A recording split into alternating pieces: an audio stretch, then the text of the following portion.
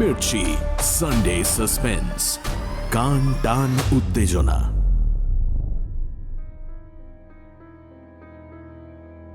Sunday suspense ক্লাসিক্সে আজ শুনবেন বৈশালী দাশগুপ্ত নন্দীর লেখা গল্প মৃত্যু নির্মাণ। বৈশালী দাশগুপ্ত নন্দীর জন্ম উত্তর 24 পরগনার সোদপুরে, বর্তমানে উত্তর কলকাতার বাসিন্দা। পেশায় সরকারি স্কুলের শিক্ষিকা, নেশায় লেখিকা। একক গল্পগ্রন্থ নরকের দ্বার খোলা প্রথম প্রকাশিত হয় 2019 সালের বইমেলায় বিভা প্রকাশনী থেকে। এরপর বিভা থেকেই তিনে নেত্র এবং অরণ্যমন প্রকাশনী থেকে শাপদ ছাড়াও আরও বেশ কিছু সংকলনে তাঁর গল্প প্রকাশিত হয়েছে।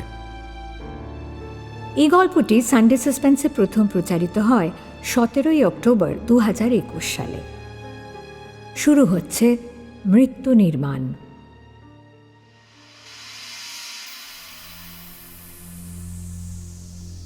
শেষ পর্যন্ত রেবেকার সঙ্গে আমার ব্রেকআপটা হয়েই গেল। আমার বাউন্ডুলে জীবনের সঙ্গে ও কোনোদিনই তেমন খাপ খাওয়াতে পারেনি। ওকে খুব একটা দোষ দেওয়াও যায় না। সব মেয়েই চায় স্বামী সন্তান নিয়ে শান্তির একটা গৃহকোণ, তবে সে স্বামী আমার মতো হোক সেটা মনে হয় না কেউ চাইবে। গত 1.5 বছর ধরে আমরা লিভ ইন রিলেশনশিপে ছিলাম। এর মধ্যে অন্তত 8 বার আমি হুটহাট বেরিয়ে পড়েছি অজানার উদ্দেশ্যে। বেড়ানো আমার প্যাশন, বা বলা ভালো নেশা। কয়েকদিন পরপরই ঘর আমার কাছে জেলখানা হয়ে ওঠে। আমার ভেতরে একটা উত্তাল সমুদ্র যেন ফুঁসে ওঠে, যার কাছে সম্পর্ক, চাকরি, এমনকি নিজের জীবনও তুচ্ছ মনে হয়। একটা রাকস্যাক সব সময় প্রস্তুত করাই থাকে, যাতে যখন তখন বেরিয়ে পড়তে অসুবিধে না হয়। আর এই সব বেড়ানোর জন্য আমি একা যাওয়াই প্রেফার করি। 6 মাস আগে থেকে প্ল্যানিং করে বেড়াতে যাওয়া হয় না বলে সেখানে গিয়ে থাকা খাওয়ার কোনো ঠিক থাকে না। এসব কারণে ফ্যামিলি পার্সন হিসেবে আমি যে খুব সুবিধে নই সে কথা আগেই রেবেকাকে বলেছিলাম। তবে ওর মধ্যে বোধহয় একটা বিশ্বাস ছিল ও আমাকে বদলে দিতে পারবে। তাই সব জেনে শুনেও ও আমার সঙ্গে সম্পর্কে গিয়েছিল। তবে 1.5 বছরের চেষ্টার বেদনাদায়ক ব্যর্থতার পর নিজের ক্ষমতার উপর হয়তো ভরসা চলে গেছে রেবেকার।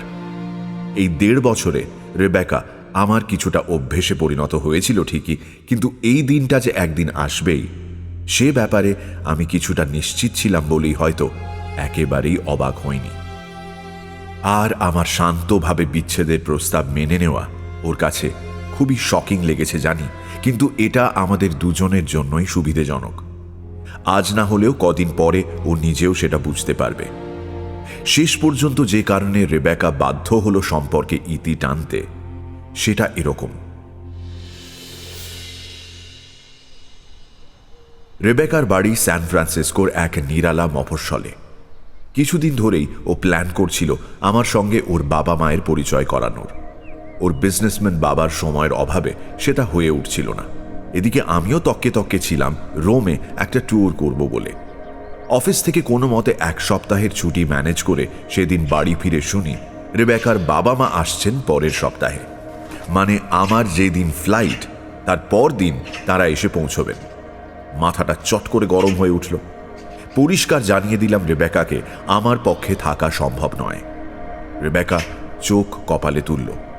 ও ভাবতেই পারছে না ওর সদা ব্যস্ত বাবা যখন সময় করে আমার শ্রীমুখ দর্শনে আসছেন, তখন আমি কিভাবে এই সুবর্ণ সুযোগ হাতছাড়া করছি। যাই হোক, 1 কথা থেকে 2 নয়, 1000 কথায় পৌঁছে যাওয়ার পর অবশেষে রেবেকা তার সিদ্ধান্ত জানিয়ে তল্পি তল্পা গুটিয়ে ঘর ছাড়ল। আমি সবাক দর্শক হয়ে দেখলাম।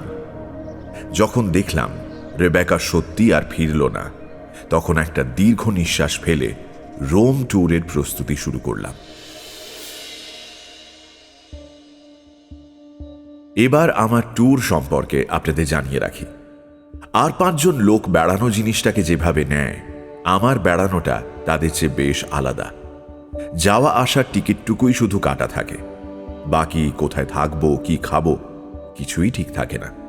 কারণ সাধারণ পর্যটন কেন্দ্রগুলো আমাকে টানে না। সারা বছর ধরে লেগে থাকা লোকজনের ভিড় প্রকৃতির নিজস্ব স্নিগ্ধ সৌন্দর্যকে উপভোগ করার পথে বাধা হয়ে দাঁড়ায়। তাই আমি পাড়ি দিই সেই সব অজানা জায়গায় যেখানে সাধারণ পর্যটক যেতে পারেন না, যেতে চানও না, কারণ সেই অর্থে সেসব জায়গায় আনন্দ করার বা বিলাসিতায় ডুবে যাওয়ার সুযোগ নেই।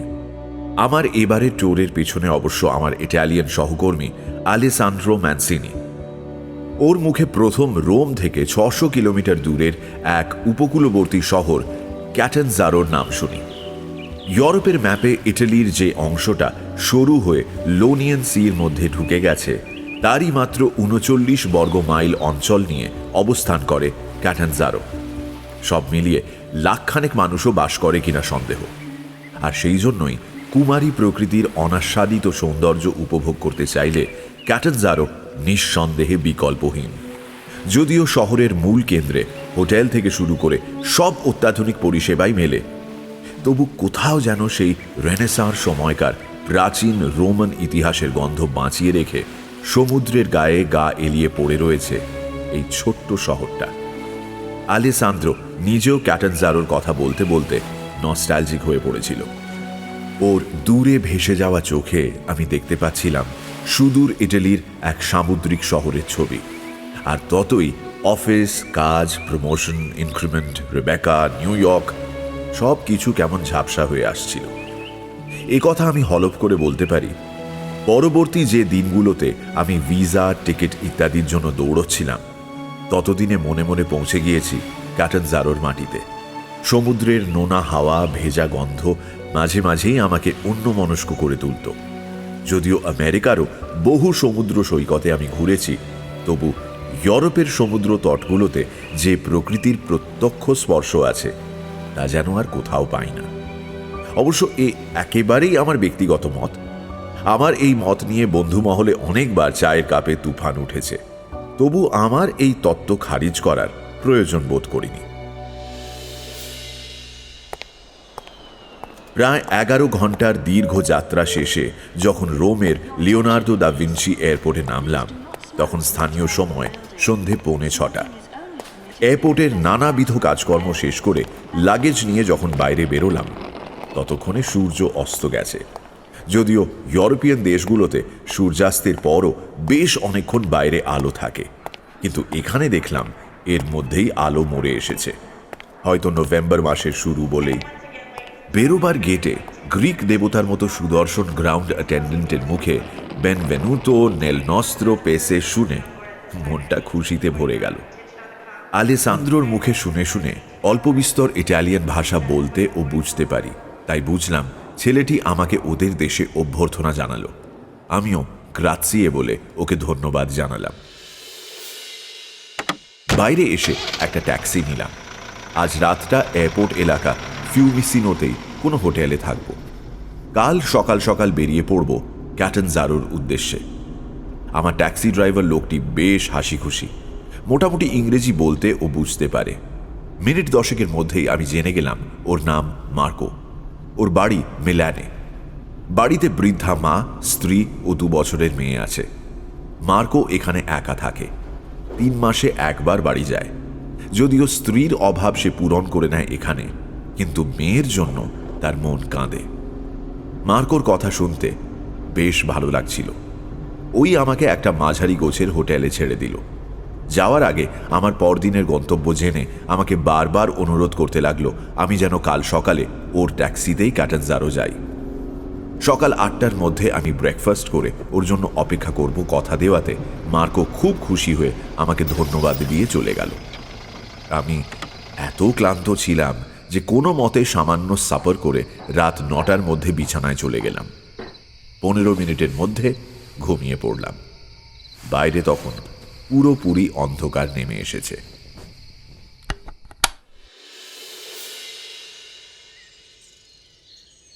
পরদিন সকাল 8:10 হোটেল থেকে চেক আউট করে বেরিয়ে দেখি মার্কো হাসি মুখে দাঁড়িয়ে রয়েছে। আমাকে দেখে মাতৃভাষায় বনজোর্নো বলে শুভেচ্ছা জানালো। আমি অবশ্য ইচ্ছে করি ইংরেজিতে গুড মর্নিং বললাম। ওর মাতৃভাষার উত্তরে আমিও মাতৃভাষাই ব্যবহার করলাম। এখন আমাদের যাত্রাপথ প্রায় 6 ঘন্টার। রোম ছেড়ে এগোনোর সঙ্গে সঙ্গে লক্ষ্য করলাম পুরো রাস্তায় প্রায় সমুদ্রের পাশ দিয়ে। অপূর্ব প্রাকৃতিক দৃশ্য আমার উৎসাহ দ্বিগুণ করে দিল। মার্কোর মেজাজও বেশ ফুরফুরে বোঝা যাচ্ছিল। বেশ গুনগুন করে ইটালিয়ান ভাষায় কি যেন একটা গান গাইছে। মাঝে মাঝে আমাকে কিছু কিছু জায়গার বিশেষত্ব বুঝিয়ে দিচ্ছে। আমি মার্কোকে জিজ্ঞেস করলাম আর কতক্ষণ লাগবে। ও হেসে বলল, ঘণ্টাখানেকের মধ্যেই আমরা পৌঁছে যাব। এতক্ষণে আমি বুঝে গেছি মার্কো বেশ পাকা ড্রাইভার। কাজেই ওর দেওয়া হিসেব মতো আমি বুঝে নিলাম মোটামুটি দুপুর 2:30 নাগাদ আমরা ক্যাটেনজারো ঢুকে যাব। একটু ঝিম মতো এসেছিল। তন্দ্রাটা ভেঙে গেল গাড়ির ব্রেক কষার আওয়াজে আর ঝাঁকুনিতে। মার্কো কোনো কারণে হঠাৎ গাড়িটা থামিয়েছে। কৌতূহলবশত গাড়ির পেছনের সিটে আধশোয়া শরীরটাকে ঠেলে মাথা তুলে দেখলাম কি ব্যাপার। মার্কো ওর জানলা দিয়ে মাথা বের করেছে। ইতিমধ্যে আমরা সমুদ্রের পাশের রাস্তা ছেড়ে যে রাস্তায় এসে পড়েছি তার দুপাশে বেশ ঘন জঙ্গল। দেখলাম সম্পূর্ণ কালো আলখাল্লা জাতীয় পোশাক পরিহিত কয়েকজন মেয়ে পুরুষ আমার দিকে তাকিয়ে আছে। তাদের কারো চোখে বিস্ময়, কারো মুখে বিরক্তি। মার্কো ইতিমধ্যে গাড়ি থেকে নেমে গেছে। সে ইটালিয়ানে জিজ্ঞেস করলো কি ব্যাপার। ওদের মধ্যে অপেক্ষাকৃত বয়স্ক লোকটি এগিয়ে এলো।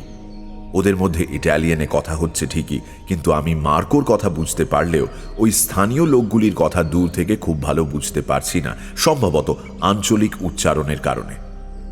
কাজেই মার্কোর আবার গাড়িতে ফিরে আসার অপেক্ষা করা ছাড়া আমার আর কিছু করার ছিল না। বসে বসে লক্ষ্য করলাম প্রায় একই ধরনের কালো পোশাক পরা মেয়ে এবং পুরুষ সকলে। রাস্তার পাশের জঙ্গলের ধার ঘেঁষে রাখা একটা কফিন, অথচ কারো মুখে শোকের লেশ মাত্র নেই, বরং বয়স্ক লোকটির মুখে যেন তিরস্কার। কয়েক মিনিট পর ফিরে এলো মার্কো, কপালে স্পষ্ট গভীর ভাঁজ।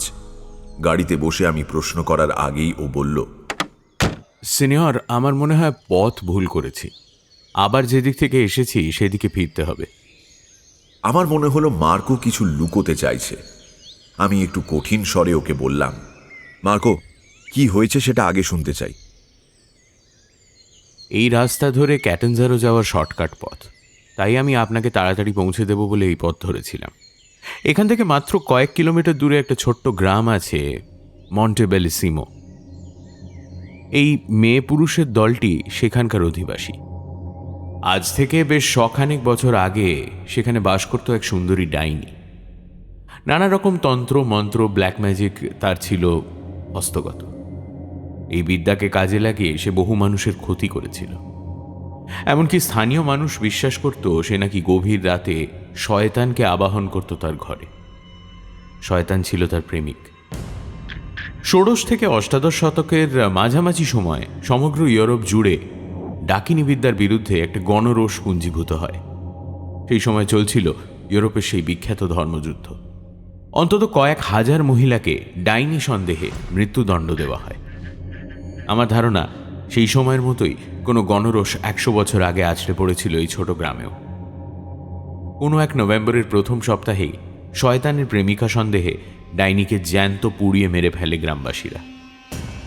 শোনা যায় ডাইনির শেষকৃত্য করতেও উৎসাহী ছিল না কেউ।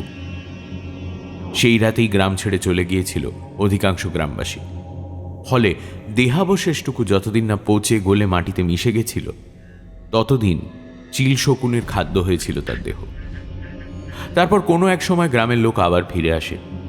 তারপর থেকে শুরু হয় এক পরম্পরা। প্রতি বছর এই সময় অপঘাত মৃত্যু হয় 1-2 মানুষের। তাদের প্রাণরস শুষে নেওয়া ছিবড়ে হয়ে যাওয়া মৃতদেহ মানুষের মনে বিভীষিকা সঞ্চার করে। সেই থেকে প্রতি বছর নভেম্বরের প্রথম সপ্তাহকে উইক অফ দ্য ডেড বলে চিহ্নিত করে দেওয়া হয়েছে। গ্রামবাসীরা এই সপ্তাহটা খুব সতর্ক হয়ে কাটায়। ডাইনিকে খুশি করার জন্য তার উদ্দেশ্যে নানা ভেট চড়ায়, তার মূর্তি তৈরি করে কফিনে ভরে নিয়মানুযায়ী কবর দেয়।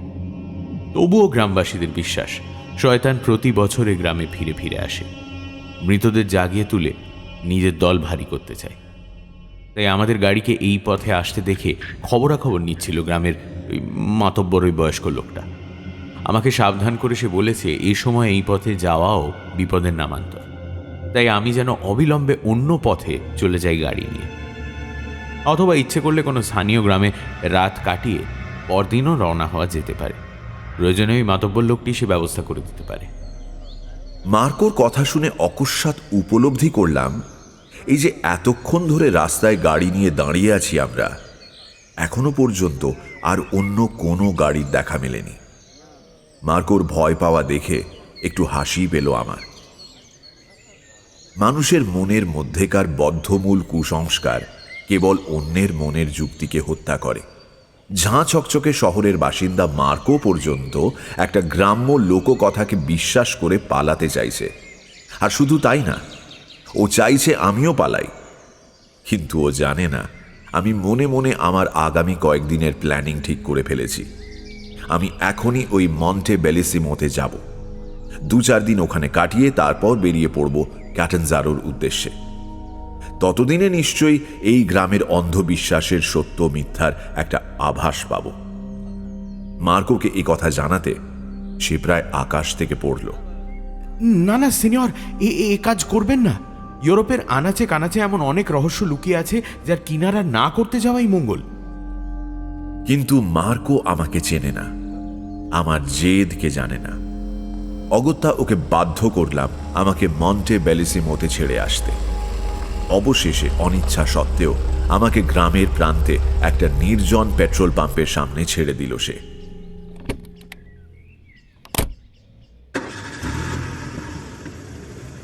যাওয়ার সময় বারবার পিছনে ফিরে চাইছিল মার্কো। আমি জানি আমরা দুজনেই একই কথা ভাবছিলাম, আর কখনো দেখা হবে না আমাদের। মার্কোর ট্যাক্সি রাস্তার বাঁকে মিলিয়ে যাওয়ার পর প্রথমবারের জন্য একটু চিন্তা হলো আমার। চলে তো এলাম, এবার থাকবো কোথায়? গ্রামের লোকেদের যা ভয় দেখলাম, বহিরাগত লোককে আশ্রয় দেবে বলে তো মনে হয় না। গ্রামের ওই নেতা গোছের লোকটির সঙ্গে দেখা হলেও হতো, কিন্তু আশেপাশে কোথাও কারো চিহ্ন মাত্র দেখলাম না। তবু চেষ্টা করে দেখতে হবে। রাক্সাকটা পিঠে তুলে হাঁটতে হাঁটতে পৌঁছে গেলাম গ্রামের ভিতরে। ইটালিয়ান ভাষায় বেলিসিমো কথার অর্থ সুন্দর, আর মন্টে অর্থাৎ মাউন্টেন বা পাহাড়। যে এই গ্রামের এমন নামকরণ করেছিল সে সত্যি নমস্য। ছোট্ট টিলার মতো একটা পাহাড়ের গায়ে হেলান দিয়ে শুয়ে আছে গ্রামটি। চারিদিক সবুজে সবুজ। যদিও এখান থেকে সমুদ্র দেখা যায় না, তবে আবহাওয়ায় ভেজা ভাব থেকে কাছাকাছি সমুদ্রের অবস্থান বোঝা যায়। নোনা বাতাসের কারণেই হয়তো এখানকার মানুষজনের গাত্রবর্ণ সামান্য তামাটে। গ্রামের রাস্তা শুনশান, একটা কাকপক্ষীকেও দেখা যাচ্ছে না। হাঁটতে হাঁটতে গ্রামের মাঝখানে এসে পড়লাম। সবকটা বাড়ির দরজা জানলা আষ্টে পৃষ্ঠে বন্ধ। পাহাড়ের দিক থেকে একটা ঠান্ডা হাওয়া বয়ে আসছে। আমার হাড় পর্যন্ত কেঁপে উঠল। কোনোই পর্যন্ত গুটিয়ে রাখা পুলওভারের হাতাটা টেনে টেনে কবজি পর্যন্ত নামিয়ে আনলাম। এদিক ওদিক চেয়ে যখন কাউকে দেখতে পেলাম না, তখন আমার করণীয় স্থির করে নিলাম। বাঁদিকে সামনেই যে বাড়িটা পেলাম তার দরজায় করাঘাত করলাম, কিন্তু ভেতর থেকে শূন্যতার দীর্ঘ নিঃশ্বাস ছাড়া আর কিছুই জুটল না। অদ্ভুত ভয় তো এদের। হাত ঘড়ির দিকে তাকিয়ে দেখলাম বেলা প্রায় 4টে বাজে। ক্যাটানজারো গেলে এতক্ষণে পৌঁছে যেতাম। এখন হয়তো হোটেলের ঘরে আরাম করে কফি খেতাম। কফির কথা মনে পড়তেই নেশাটা চনমন করে উঠল। কিন্তু এখানে সারা রাত পথে কাটাতে হবে কিনা তারই নিশ্চয়তা নেই। আর কফি, খুব খিদেও পেয়েছে। আমার রাক্সাকে সবসময় কিছু শুকনো খাবার থাকে, এখনো আছে, কিন্তু কোথায় থাকবো সেই ব্যবস্থা না হওয়া অবধি খেতেও ইচ্ছে করছে না। আরও 2-4টে বাড়ির দরজা ধাক্কা দিলাম। এক একটা ব্যর্থ প্রচেষ্টার পর আমার মনোবল ক্রমশ কমতে থাকল। একবার ভাবলাম মার্কোকে মোবাইল থেকে ফোন করি, ও ফিরে নিয়ে যাক আমায়। কিন্তু ইগোতে লাগলো। ও যদি মনে করে আমি ভয় পেয়েছি। খুব ক্লান্ত লাগছিল, কাজেই রাস্তার পাশে একটা ছোট্ট বাড়ির সামনে সিঁড়িতে বসে পড়লাম। কাউকে জিজ্ঞাসাবাদের প্রয়োজন বোধ করলাম না, কারণ জানি কেউ সাড়া দেবে না। পকেট থেকে মোবাইল ফোনটা বের করে দেখি সিগন্যাল নেই। কাল রাতে চার্জ দিতেও ভুলে গেছি। কাজেই চার্জও প্রায় শেষের পথে। অগত্যা ওটাকে সুইচ অফ করে রাখাই যুক্তিযুক্ত মনে হলো। রাকস্যাক খুলে কুকিজ বের করে খেতে শুরু করলাম। দুটো খাওয়ার পরই জল তেষ্টা পেল। রাকস্যাকের পাশের খোপ থেকে জলের বোতলটা বের করেই বোকা বনে গেলাম। বোতলটা একদম খালি। মনে পড়ল রাস্তায় জলটা শেষ করে ফেলে ভেবেছিলাম কোথাও ভরে নেব, কিন্তু রেস্টরুম ব্যবহারের জন্য নামলেও জল ভরার কথা বেমালুম ভুলে গেছি। অসহায়ের মতো এদিক ওদিক তাকাচ্ছি, হঠাৎ পিঠে একটা স্পর্শ পেয়ে প্রায় লাফিয়ে উঠলাম। একটা মেয়ে, বছর 18 বয়স, তন্নি সুন্দরী হলেও মুখে গ্রাম্য ছাপ স্পষ্ট। হাতে একটা গ্লাসে জল, আমার দিকে এগিয়ে ধরে দাঁড়িয়ে আছে। ওর পিছনে ঘরের দরজাটা আধখোলা দেখে বুঝলাম এই বাড়ির ভেতর থেকেই বেরিয়েছে মেয়েটি। অবাক হলাম বটে, এতক্ষণ ধরে চেষ্টার পরও যখন কোথাও আসার মুখ দেখিনি, তখন বিনা আয়াসে এই মেয়েটির সাহায্যের হাত বাড়িয়ে দেওয়া বেশ অদ্ভুত ব্যাপার। মেয়েটার মুখের দিকে তাকিয়ে কেন যেন মনে হলো বিশ্বাস করা যায়। সরল চোখ দুটো আমার দিকেই চেয়ে আছে। আমি হাত বাড়িয়ে জলের গ্লাসটা নিলাম। এক ঢোকে জলটা শেষ করে গ্লাসটা ফিরিয়ে দিয়ে বললাম, গ্রাচিয়ে। মেয়েটি গ্লাসটা ফিরিয়ে নিল বটে, কিন্তু ভুরু কুঁচকে তাকিয়ে রইল আমার দিকে। আমি একটু অপ্রস্তুত হয়ে হাসলাম। তারপর বললাম, কি ব্যাপার? তুমি কে? পুরো ঘটনা বললাম। এও বললাম যে তাদের এসব কুসংস্কার যে ভুল, সব মিথ্যে, তা প্রমাণ করে দেব আমি। মেয়েটি কিছুক্ষণ চুপ করে থেকে গোলাপের পাপড়ির মতো ঠোঁট দুটি খুলে বলল, সব সত্যি। আমি নিজে জানি কিচ্ছু কুসংস্কার নয়, কিচ্ছু মিথ্যে নয়। তাই? আচ্ছা বেশ, এখানে রাতে থাকার মতো কোনো জায়গা আছে? চলে যাও এখান থেকে। আমি ঠিক যাওয়ার জন্য আসিনি। কিন্তু তুমি বুঝতে পারছো না, এই সময় এখানে থাকা একটু নিরাপদ নয়। তুমি কি ভয় ডর নেই? সে তো দেখছি তোমারও নেই। যখন কেউ দরজা খুলছে না, তুমি অচেনা মানুষ দেখেও দিব্যি দরজা খুলে তাকে জল খাওয়ালে, আর এখন গল্প করছো। আমি এই পৃথিবীতে কাউকে ভয় করি না। আচ্ছা তাই? তাহলে আমার একটা থাকার ব্যবস্থা করে দাও তো। যদি ভয় না পাও তবে তোমার বাড়িতেই থাকতে পারি। তাই? থাকো তাহলে। তবে আমাদের কিন্তু মাত্র দুটো ঘর, একটায় বাবা থাকে আর একটায় আমি। তুমি কোথায় শোবে? এই কথার জবাবে একটা রসালো সাহসী উত্তর দিতে যাচ্ছিলাম, তখনই শোরগোল শুনে দুজনেই ঘুরে তাকালাম। দেখলাম রাস্তার দিক থেকে আমার আগে দেখা সেই কালো পোশাক পরা দলটি গ্রামে ফিরছে দুর্বোধ্য কোনো গান বা স্তোত্র পাঠ করতে করতে। আস্তে আস্তে আশেপাশের ঘরবাড়িগুলোর দরজা খুলে উঁকি দিতে শুরু করলো গ্রামবাসীরা। দলটির একদম সামনে সেই বয়স্ক লোকটি, পিছনে সারিবদ্ধভাবে বাকিরা। এক একটি বাড়ির সামনে তারা আসছে, এক একজন সেই দল থেকে বেরিয়ে প্রত্যেক বাড়ির ভেতর ঢুকে যাচ্ছে। কানের কাছে ফিস ফিস শুনলাম। ওরা ফিরল। গ্রামের সব বাড়ি থেকে একজন প্রতিনিধি যায় ডাইনির ভেট দিতে আর ডাইনির মূর্তিকে কবর দিতে। তবুও তো এই বাড়ির সামনে এসে দাঁড়ালেন সেই বয়স্ক লোকটি। আমাকে দেখে ভুরু কুঁচকে তাকালেন মেয়েটির দিকে। আমি একটু অবাক হয়ে লক্ষ্য করলাম লোকটির বয়স অন্তত 70 বছর। দলের সবাই নিজের নিজের বাড়িতে ঢুকে গেছে, একমাত্র উনি ছাড়া। বোঝাই যায় উনি মেয়েটির বাবা। কিন্তু এত বয়স্ক একজনের এত কম বয়সী মেয়ে একটু বেমানান। তবে অস্বাভাবিক নয় যেহেতু, তাই ওদিকে গুরুত্ব না দিয়ে উঠে দাঁড়ালাম। মেয়েটি ততক্ষণে কয়েক পা এগিয়ে গেছে। বাবার হাত ধরে সিঁড়ি দিয়ে উঠতে সাহায্য করতে করতে জানালো, উনি অতিথি। উনি ক্যাটেনজারও যাচ্ছিলেন। রাস্তায় ওর গাড়ি খারাপ হয়ে গেছে, তাই ট্যাক্সি ড্রাইভার ওকে এখানে নামিয়ে দিয়েছে। অন্ধকার হয়ে আসছে, তাই আশ্রয়ের খোঁজে এখানে এসেছেন। মেয়েটির উপস্থিত বুদ্ধি আমাকে চমৎকৃত করলেও আমি বুঝতে চাইছিলাম লোকটি আমাকে গাড়ির মধ্যে লক্ষ্য করেছেন কিনা, কিন্তু তিনি সেরকম কিছু বললেন না বলে আশ্বস্ত হলাম।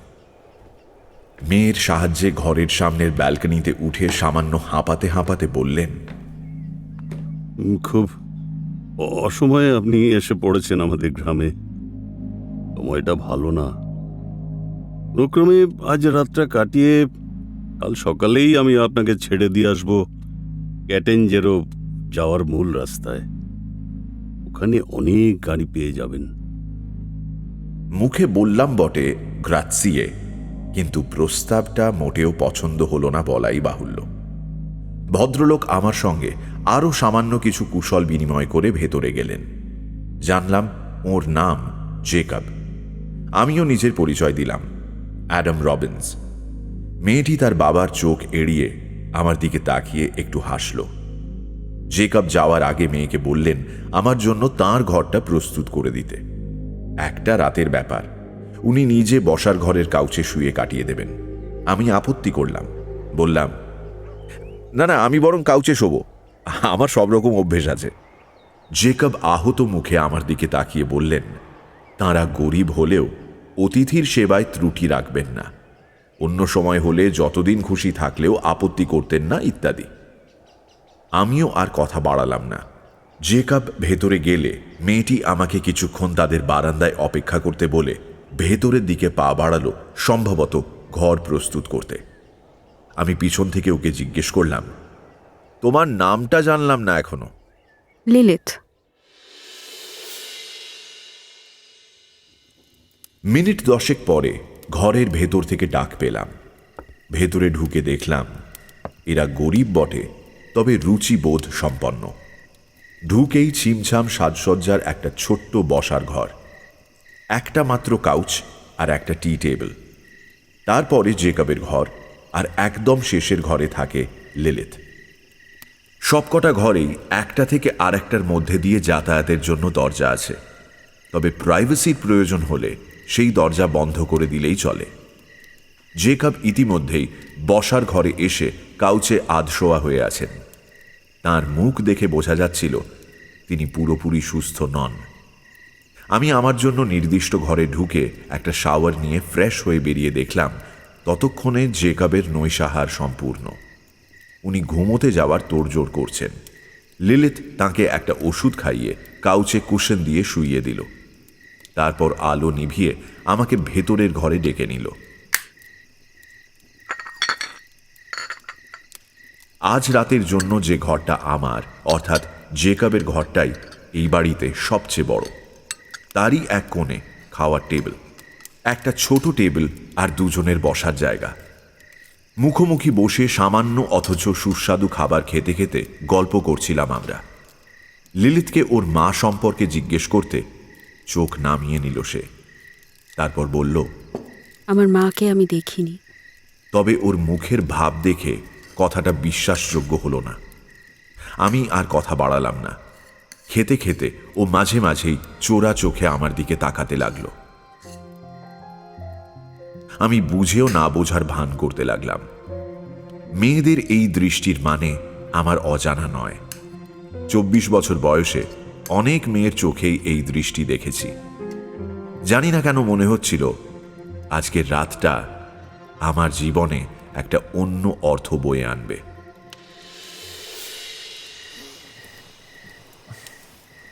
খাওয়া শেষ করে আমি গুড নাইট জানিয়ে যখন নিজের ঘরে ফিরলাম, তখন রাত প্রায় 11টা।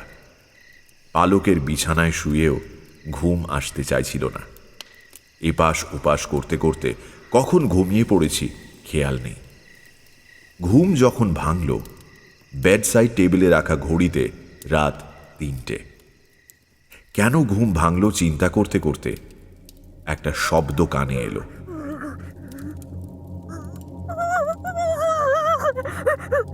গোঙানির মতো একটা কাতর শব্দ আমাকে এক ধাক্কায় সজাগ করে দিল।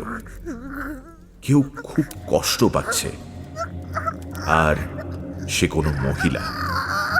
আধো ঘুমে মনে এলো একটা নাম, লিলিথ নয় তো? মাত্র কয়েক ঘন্টায় আমার মনের কতটা কাছে এসে গেছে লিলিথ। বিছানা থেকে উঠে কি মনে হতে আমার আর লিলিথের ঘরের মাঝখানে বন্ধ দরজায় কান পাতলাম। হ্যাঁ, কোনো সংশয় নেই, শব্দটা লিলিথের ঘর থেকেই আসছে। প্রচণ্ড কষ্টে গুঙিয়ে গুঙিয়ে নারী কণ্ঠের কান্নার একটা চাপা শব্দ আমার কানের মধ্য দিয়ে মস্তিষ্কের কোষে কোষে ছড়িয়ে পড়ছে। লিলিথ কাঁদছে, কষ্ট পাচ্ছে। আমি প্রথমটাই একটু ঘাবড়ে গেলাম। লিলিথ! তারপর দরজার নব ঘুরিয়ে খোলার চেষ্টা করলাম আর ডাকতে থাকলাম, লিলিথ, লিলিথ, দরজা খোলো। কি হয়েছে তোমার? লিলিথ, কি কষ্ট হচ্ছে বলো? লিলিথ, প্লিজ দরজা খোলো। লিলিথ! জানি না কতক্ষণ দরজা ধাকিয়েছিলাম। সম্বিত ফিরল যখন দেখলাম হঠাৎ খুলে গেছে এতক্ষণ আষ্টে পৃষ্ঠে বন্ধ থাকা দরজাটা। ঘুটঘুটে অন্ধকার একটা ঘরে আমার চোখ সয়ে আসার আগেই বুঝলাম সামনে লিলিথ দাঁড়িয়ে। ওর মুখ আমার দিকে থাকলেও অন্ধকারে তা দৃশ্যমান হচ্ছে না। বুঝতে পারছি ওর জলপ্রপাতের মতো বাদামি চুলগুলো খোলা, ঝাঁপিয়ে পড়েছে বুকের ওপর, পিঠের ওপর।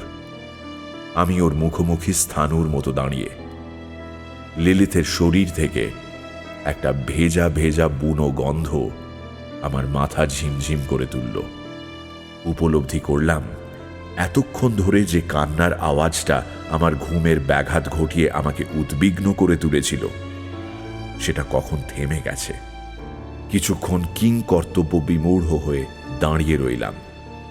মুখ দিয়ে কথা সরছিল না। অন্ধকারে চোখ সয়ে এলে বিদ্যুৎ চমকের মতো বুঝে গেলাম লিলিথ সম্পূর্ণ নগ্ন। অবাক হয়ে দেখলাম লিলিথ হাসছে। অন্ধকার চিরে ঝলসে উঠেছে ছুরির মতো দাঁতের আভা। দুহাত বাড়িয়ে আমার দু কাঁধ ধরে নিজের দিকে টেনে নিল লিলিথ। আমি দিশেহারা নেশাগ্রস্ত মানুষের মতো টলে পড়লাম ওর ওপরে। লিলিথের শরীর থেকে উঠে আসা সোঁদা গন্ধ আমাকে যেন উন্মত্ত করে তুলছিল। দুহাত দিয়ে জড়িয়ে ধরলাম ওকে। অবশেষে যখন সুগভীর গিরিখাতের রহস্যে ঝাঁপ দিয়ে নিজের চেতনাকে বিলুপ্তির অন্ধকার থেকে উদ্ধার করার চেষ্টা করছি, ঠিক তখনই বুঝলাম লিলিথের ঘরের মেঝেতে নগ্ন অবস্থায় শুয়ে আমি একা। জানি না কেন বড় দুর্বল লাগছে। ক্লান্ত অবসন্ন শরীরটাকে অর্ধেক তুলে ধরে আধবোজা চোখে চেয়ে দেখি ঘর ফাঁকা, লিলিথ সেখানে নেই। বিস্ময়ের আঘাতে ঘোর কেটে গেল আমার। এই তো এখনই লিলিথ ছিল আমার দুই হাতের মধ্যে। মুহূর্তের মধ্যে কোথায় গেল ও? লাফ দিয়ে উঠে নিজের পোশাক পরে নিলাম। হাট করে খোলা দরজা দিয়ে বেরোতে বেরোতেই মনে পড়ল রাকস্যাকে রাখা টর্চটার কথা। আবার ফিরে এলাম। আমার ঘরে ঢুকে ব্যাগ হাতড়ে হাতড়ে টর্চটা খুঁজতে খুঁজতেই কেমন একটা বিজাতীয় অনুভূতি গ্রাস করল আমাকে। আমার ষষ্ঠ ইন্দ্রিয় জানান দিল আমি ছাড়াও আরও কেউ উপস্থিত আছে ঘরে। শুধু তাই নয়, সে নিষ্পলক দৃষ্টিতে তাকিয়ে আছে আমার দিকে। হাতে টর্চটা পেতেই সেটাকে জ্বালিয়ে বাগিয়ে ধরলাম পিছনের দিকে। আর তাতে যা দেখলাম সেটা কি সত্যি না কোনো দুঃস্বপ্ন তা বিচার করার মতো অবস্থা আমার ছিল না। দেখলাম অন্তত 7-8 ফুট লম্বা একটা মূর্তি, আবরণহীন সবজে দেহে মাছের মতো বড় বড় আঁশ, চুঁচলো লম্বাটে মুখ থেকে সাপের মতো লকলকে একটা কালো জিভ বেরিয়ে এসে ঝুলে পড়া ওষ্ঠকে চেটে নিচ্ছে মাঝে মাঝেই। শরীরের দুপাশে অস্বাভাবিক লম্বা দুটো ঘিনঘিনে হাতে লম্বা লম্বা ভেতরের দিকে বাঁকানো নখ, আর সবচেয়ে অস্বস্তিকর তার মাথার উপরে শক্ত হয়ে আটকে থাকা দুটো শিং। ভেড়ার শিংয়ের মতো বাঁকানো সর্পিল শিং দুটো দেখে আমার যেন কিছু একটা মনে পড়তেও পড়ল না। কোথায় যেন দেখেছি এই মূর্তিকে। যদিও এই কদাকার অবয়ব একবার চোখে দেখলে ভোলা সম্ভব বলে বিশ্বাস হয় না, অথচ বড় চেনা, বড় পরিচিত এই মূর্তি। সামান্য ঝুঁকে দাঁড়ানো জন্তুটার পেশিবহুল সবুজ পা দুটো দুপাশে ছড়ানো, ঠিক যেন সোজা হয়ে স্বাভাবিকভাবে দাঁড়িয়ে ভারসাম্য রাখতে পারবে না বিশাল দেহটা। পায়ের বেঁকে থাকা আঙুল আর ঈগলের মতো ধারালো নখ দিয়ে মেঝে আঁকড়ে দাঁড়িয়ে আছে সে। তীরের মতো তীক্ষ্ণ ফলাবিশিষ্ট লেজ দিয়ে বারবার ঝাপটা মারছে হাওয়ায়। তার ফলে সৃষ্টি হচ্ছে শূন্যে চাবুক চালানোর মতো সপাং সপাং করে শব্দ। সরু সরু নরুন চেরা চোখের কুটিল দৃষ্টি আমার সর্বাঙ্গ জরিপ করছে। আমার সঙ্গে দৃষ্টি বিনিময় হওয়া মাত্রই তার বিকৃত বিভৎস মুখে ফুটে উঠল ক্রূর হাসি। লকলকে কালো জিভ দিয়ে কয়েকবার চেটে নিল নিজের মুখমণ্ডলের প্রায় সিংহভাগ।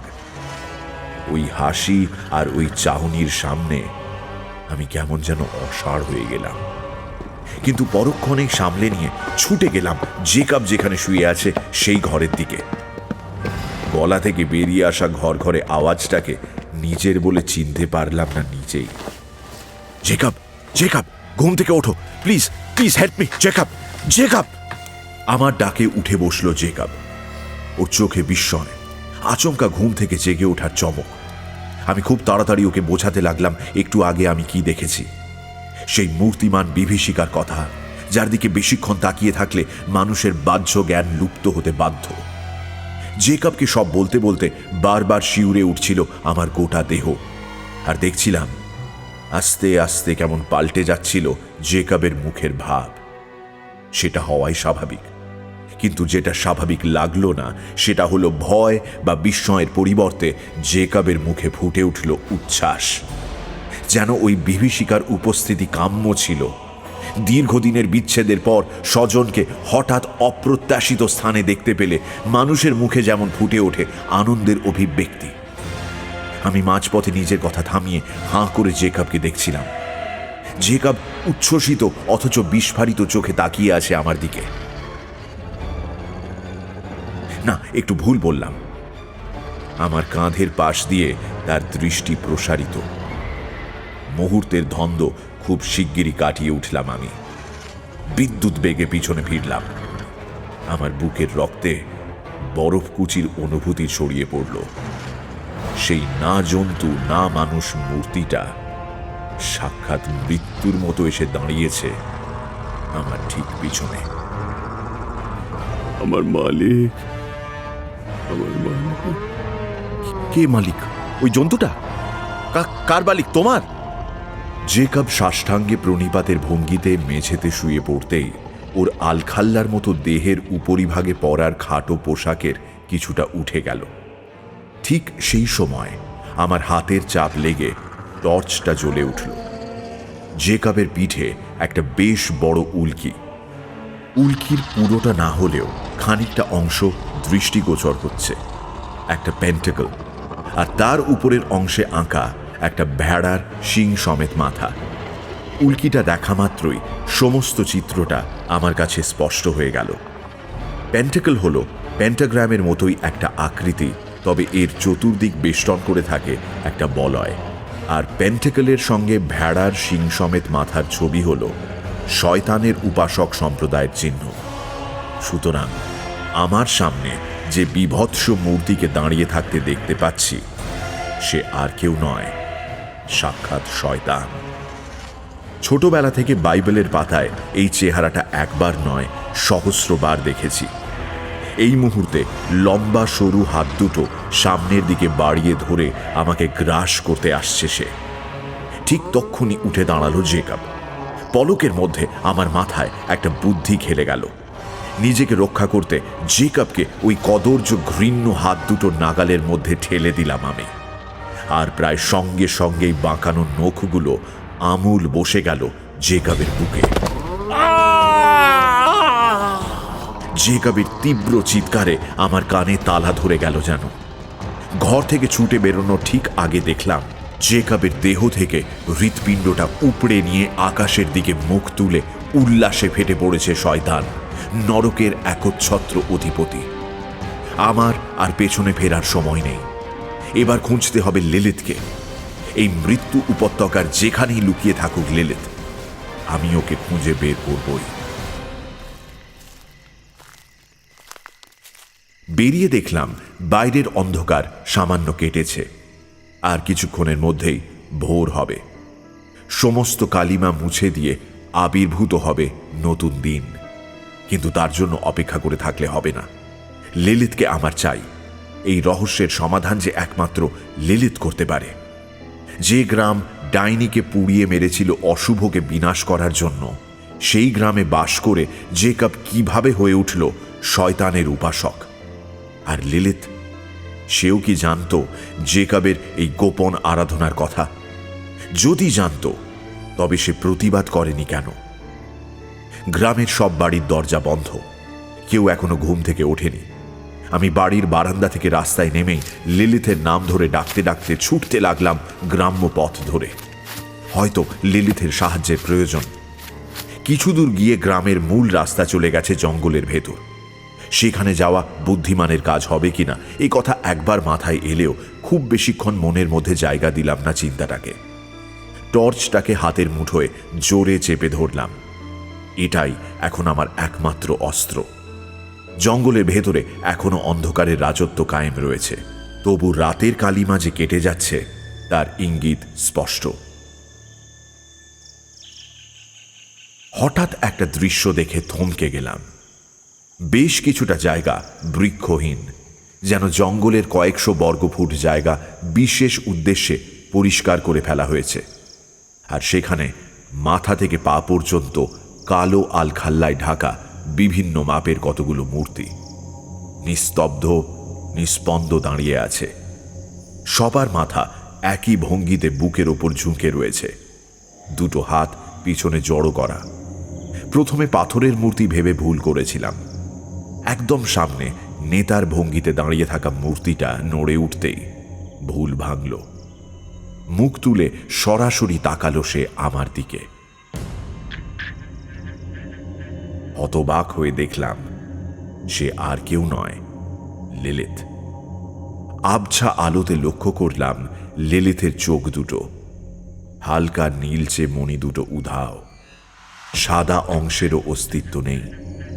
সম্পূর্ণ চোখটাই কালো, মুখে ফুটে উঠেছে একটা শয়তানি হাসি, যে হাসি আমি কিছুক্ষণ আগেই দেখেছি স্বয়ং শয়তানের মুখে।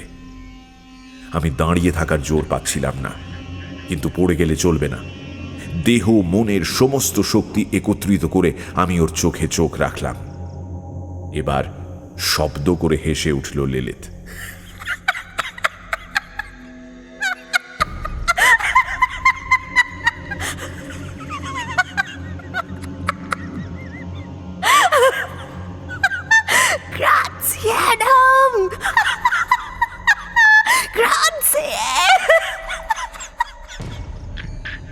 সবে ভাবছি লিলিত আমাকে ধন্যবাদ জানাচ্ছে কেন, ঠিক তক্ষুনি পেছনের সব মূর্তিগুলো সমস্বরে বলে উঠল।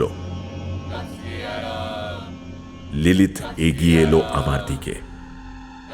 সৌভাগ্যবান অ্যাডাম, এই গ্রামের এত বছরের ইতিহাসে তুমি প্রথম মানুষ যে একজন সাকিউবাসের সঙ্গে শারীরিকভাবে মিলিত হয়েও এখনো বেঁচে রয়েছ। আমার মাথা ঝিমঝিম করে উঠল। সাকিউবাস হল অশুভ শক্তির নারী রূপ। এদের সংস্পর্শে আসা মানুষ জীবনী শক্তি নষ্ট হয়ে মৃত্যুর কোলে ঢলে পড়ে। মানুষের শরীরে জোঁকের মতো অবস্থান করে একটু একটু করে শুষে নেয় তার রক্ত, মজ্জা, দেহরস। আমার মনে পড়ে গেল মার্কোর মুখে শোনা সেই গল্প। প্রতি বছর এই সময় দু একজন মানুষের ছিবড়ে হয়ে যাওয়া দেহ উদ্ধার হওয়ার অবিশ্বাস্য কাহিনী। আর আমি ভাবতাম সাকিউবাস আসলে কাল্পনিক পৌরাণিক দানবী। দুয়ে দুয়ে চার করে নিলাম আমি। ততক্ষণে লিলিত বলে চলেছে, আমার মাকে পুড়িয়ে মেরেছিল এই গ্রামের মানুষেরা। তখন আমার মা গর্ভবতী। মাকে হত্যা করে তার দেহাবশেষ ফেলে পালিয়েছিল এরা। কিন্তু এরা বোঝেনি মাকে শেষ করলেও আমাকে শেষ করা সহজ হবে না। আমি আমি শয়তানের কন্যা। মায়ের ভস্মীভূত দেহ থেকে আমার জন্ম হয় কয়েকদিন পরে। শয়তানের সন্তান ভ্রূণ থেকে ভূমিষ্ঠ হতে সময় লাগে মাত্র 13 দিন। জেকাবের বাবা স্যামুয়েল ছিল আমার মায়ের সহকারী, মায়ের সব জাদুবিদ্যার সঙ্গী ছিল সে। স্যামুয়েল আমাকে উদ্ধার করে মায়ের দেহের পাশ থেকে। জন্মের পর খুব সামান্য পরিচর্যা লেগেছিল আমার। কয়েকদিনের মধ্যেই আমি রূপ যৌবন সম্পন্না নারীতে রূপান্তরিত হলাম। আমার পিতা শয়তানের ইচ্ছে পৃথিবীতে তার রাজত্ব কায়েম করার। সেই ইচ্ছের মর্যাদা দিতে আমি প্রতি বছর একজন করে মানুষের সঙ্গে মিলিত হই। বছরের এই সময় আমি সবচেয়ে বেশি শক্তিশালী হয়ে উঠি। মায়ের মৃত্যু তিথিতে মায়ের জাদু শক্তি আমার মধ্যে এসে যুক্ত হয়। তাই এই সময় সন্তানের জন্ম দিলে সে আমার আর মায়ের সবটুকু শক্তিতে শক্তিমান হয়ে জন্ম নেয়।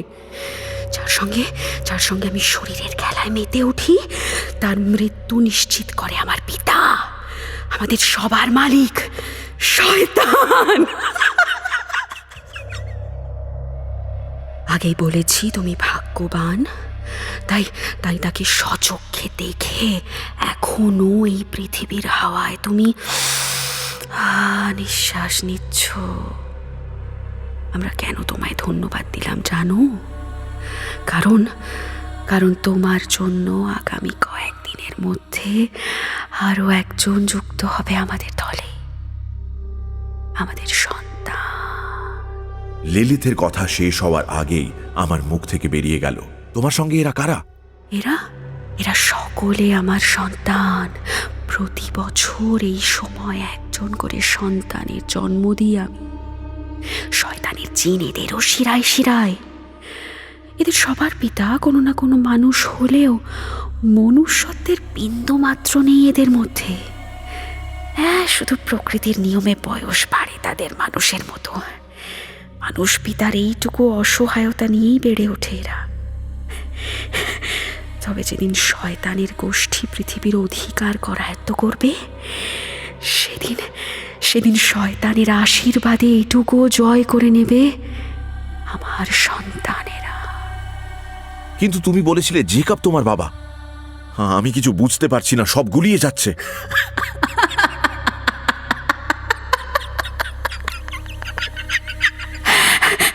আমার মায়ের মৃত্যুর পরও স্যামুয়েল জেকবের বাবা শয়তানের উপাসনা চালিয়ে যাচ্ছিল। স্বয়ং শয়তানের কন্যাকে পেয়ে সে সর্বশক্তিমান হওয়ার স্বপ্ন দেখেছিল। প্রত্যেক নভেম্বরের এই সপ্তাহে আমার জন্য মানুষ জোগাড় করে দিত সে। তারপর সেই মানুষটিকে আমার পিতার কাছে উৎসর্গ করত স্যামুয়েল। আর আমি তার পরবর্তী কিছুদিনের মধ্যে সন্তানের জন্ম দিয়ে আমাদের গোষ্ঠীর লোক সংখ্যা বৃদ্ধি করতাম। গ্রামবাসীদের অলক্ষ্যেই গড়ে উঠেছিল শয়তানের স্বপ্নের সাম্রাজ্য। এর পরের কোনো এক নভেম্বরে স্যামুয়েল মানুষ জোগাড় করতে অসমর্থ হয়, কিন্তু আমি আমার পিতার কাছে দায়বদ্ধ। কাজেই কাউকে না পেয়ে স্যামুয়েলকেই প্রস্তাব দিয়ে আমার সঙ্গে মিলিত হওয়ার। স্যামুয়েলের পরিণতি জানত, সে রাজি হয়নি। কাজেই আমার জাদু শক্তি কাজে লাগিয়ে তাকে অচেতন করে কার্যসিদ্ধি করে আমি। সেদিন শয়তানের শিকার হয় সে। স্যামুয়েলের সন্তান পরবর্তী 13 দিনের মধ্যে জন্ম নেয়।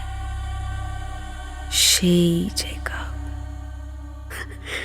জেকব আমার বাবা নয়, সে আমার সন্তান। এই মুহূর্তে গ্রামের সবচেয়ে বয়স্ক লোক জেকব। অবশ্য আমাকে বাদ দিলে গ্রামের লোকেরা তো আর এসব জানে না। তারা জেকবকে নিজেদের মাতব্বর বানিয়েছে। ও যা বলে তাই করে। ডাইনিকে খুশি রাখার পদ্ধতিগুলো জেকবের উর্বর মস্তিষ্কের ফসল।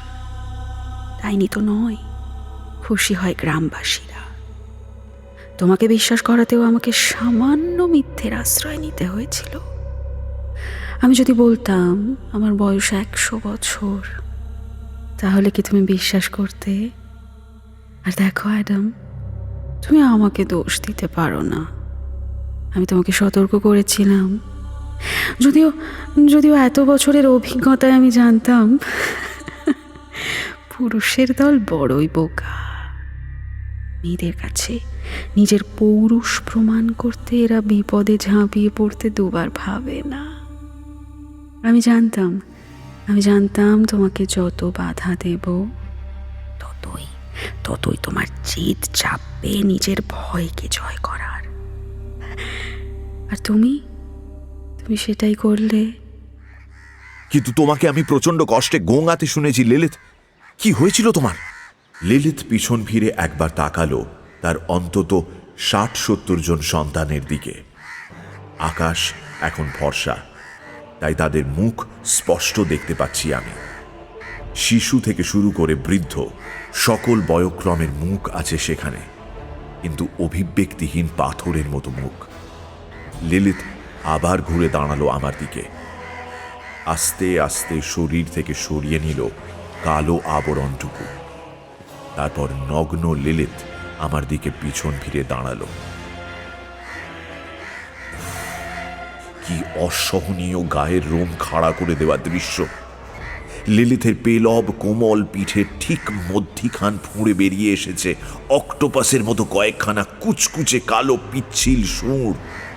সেগুলি সাপের মতো নিজে নিজেই কিলবিল করে নড়ে চলেছে।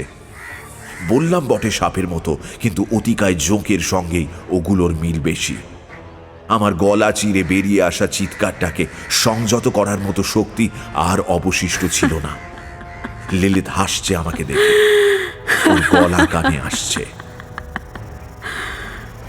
এগুলো যখন শরীর ফুঁড়ে বের হয় না, তখন খুব কষ্ট হয়। কিন্তু সাকিউবাসের চোষক না থাকলে সে কিভাবে তার শিকারের দেহ রস শোষণ করে নিজেকে বাঁচিয়ে রাখবে বলো? তুমি যতক্ষণ আমাকে জড়িয়েছিলে ততক্ষণ এগুলোও তোমাকে জড়িয়ে রেখেছিল। আমি খুব দুঃখিত। তোমার নিশ্চয়ই এখন খুব খুব দুর্বল লাগছে। চিন্তা করো না অ্যাডাম, খুব তাড়াতাড়ি তোমার আর কোনো কষ্ট থাকবে না।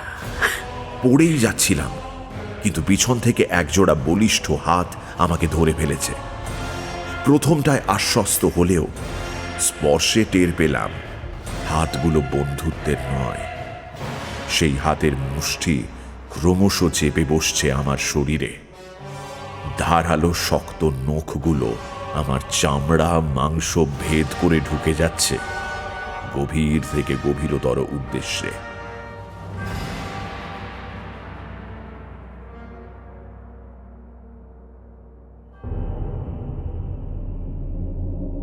সানডে সাসপেন্স ক্লাসিক্সে আজ শুনলেন বৈশালী দাশগুপ্ত নন্দীর লেখা গল্প মৃত্যু নির্মাণ।